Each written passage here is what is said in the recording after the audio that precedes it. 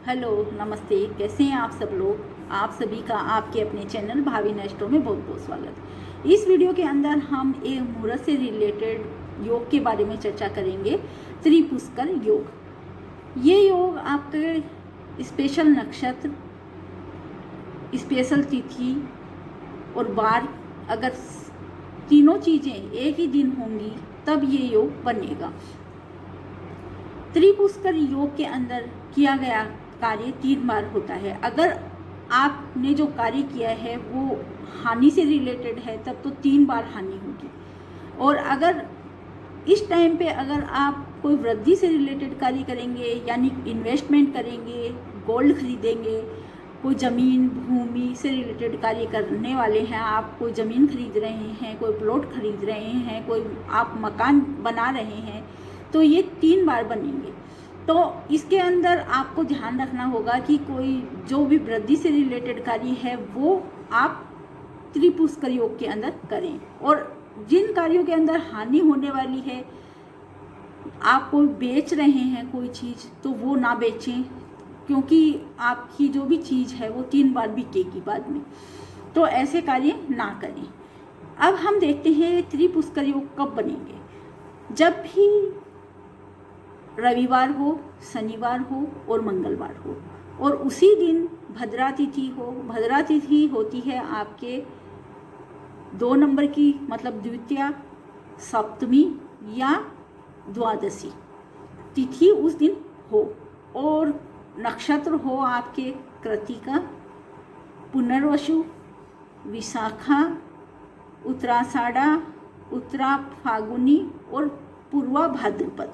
ये 6 नक्षत्र हैं।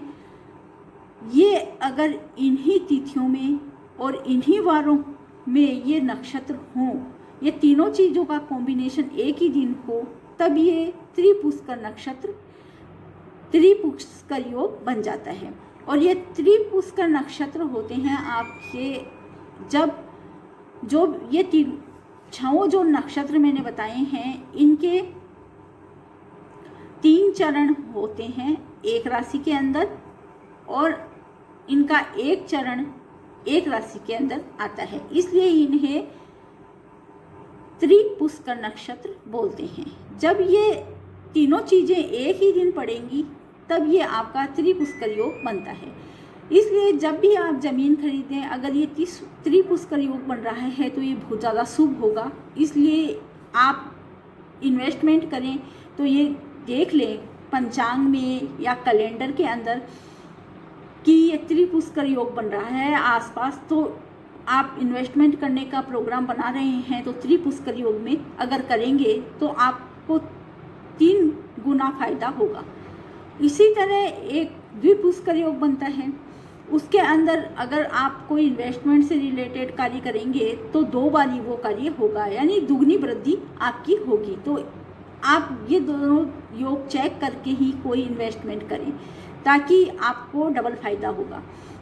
तो हम देखते हैं द्विपुष्कर योग कब बनेगा। जब भी भद्रा तिथि हो, यानी द्वितीया, सप्तमी या द्वादशी तिथि हो, और रविवार हो, शनिवार हो या मंगलवार हो उसी दिन, और आपके नक्षत्र होंगे मृगशिरा, चित्रा और घनिष्ठा, तब ये योग द्विपुष्कर योग बनेगा।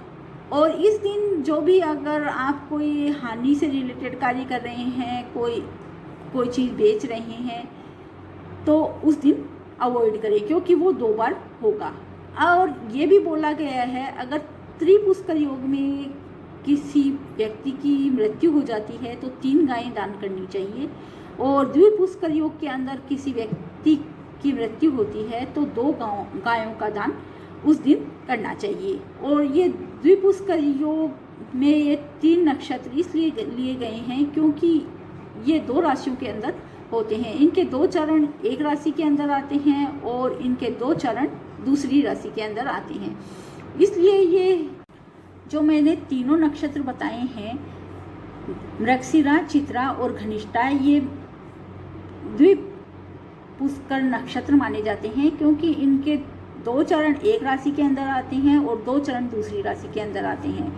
इसलिए जब ये द्विपुष्कर नक्षत्र इन तिथियों और बारों से कॉम्बिनेशन करते हैं तो ये बन जाता है द्विपुष्कर योग। ये तीनों जो नक्षत्र द्विपुष्कर योग में बन आ रहे हैं, शामिल हो रहे हैं, वो मंगल के नक्षत्र होते हैं। ये याद रखने के लिए आपको बताया गया है ताकि आपके ध्यान रहे कि ये मंगल के जो तीनों नक्षत्र हैं वो द्विपुष्कर योग बनाते हैं।